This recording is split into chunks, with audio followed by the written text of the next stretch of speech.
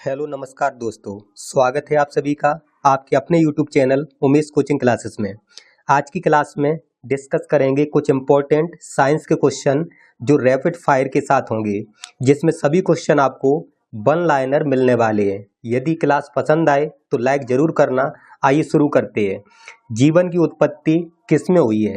तो आपका आंसर होगा सागर में। तो जीवन की उत्पत्ति सागर में हुई है। स्तनधारी की लार में कौन सा एंजाइम होता है? तो स्तनधारी की लार में टाइलिन एंजाइम होता है। नेक्स्ट क्वेश्चन है, आहार नाल के किस भाग में भोजन अंतिम रूप से पचता है? तो छोटी आंत में। आहार नाल के छोटी आंत में भोजन अंतिम रूप से पचता है। इसके बाद नेक्स्ट क्वेश्चन की बात कर लेते हैं, फेफड़ों से शुद्ध रक्त कहाँ से आता है? तो फेफड़ों से शुद्ध रक्त बाएं अलिंद से आता है।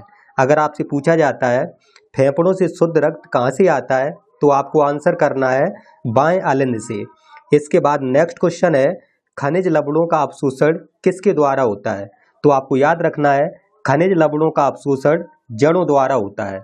इसके बाद नेक्स्ट क्वेश्चन की बात कर लेते हैं। नेक्स्ट क्वेश्चन है, रंध्र का संबंध किससे होता है? तो आपको याद रखना है रंध्र का संबंध बाष्पोत्सर्जन से होता है। इसके बाद नेक्स्ट हमारा क्वेश्चन, पौधों में प्रकाश संश्लेषण द्वारा भोजन का निर्माण किस में होता है?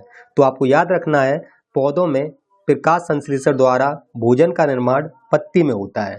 तो पौधों में प्रकाश संश्लेषण द्वारा भोजन का निर्माण पत्ती में होता है, ये आपको याद रखना है। इसके बाद नेक्स्ट हमारा क्वेश्चन है, मनुष्य में फॉलिक अम्ल की कमी से कौन सा रोग उत्पन्न होता है? तो आपको याद रखना है एनीमिया रोग। तो फॉलिक अम्ल की कमी से एनीमिया रोग उत्पन्न होता है। इसके बाद नेक्स्ट क्वेश्चन की बात कर लेते हैं, लार में कौन सा एंजाइम पाया जाता है? अगर ये क्वेश्चन आता है कि लार में कौन सा एंजाइम पाया जाता है, तो आपको याद रखना है टाइलिन। तो लार में टाइलिन नामक एंजाइम पाया जाता है। इसके बाद नेक्स्ट हमारा क्वेश्चन है, जाइलम क्या है? तो आपको याद रखना है जाइलम एक ऊतक है, टिश्यू जिसे बोलते हैं।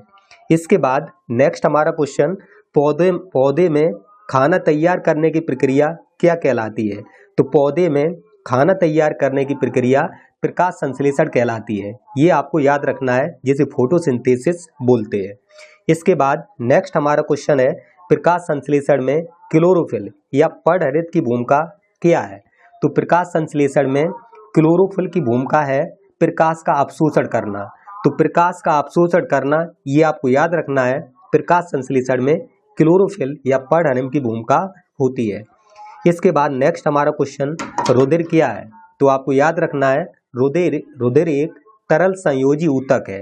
तो आपको याद रखना है तरल संयोजी ऊतक।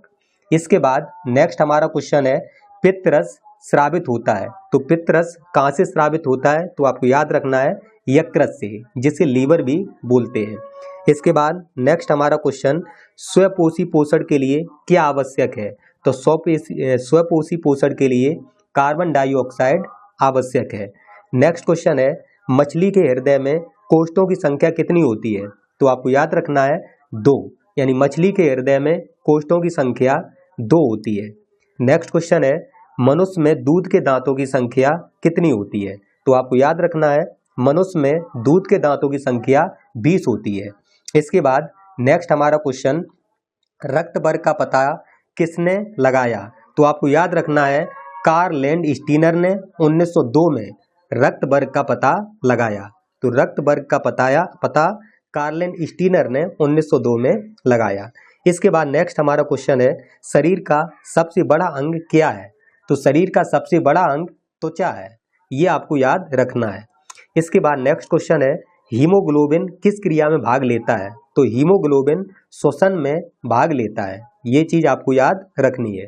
इसके बाद यूरिया का संश्लेषण कहाँ होता है? तो आप याद रखेंगे यकृत में।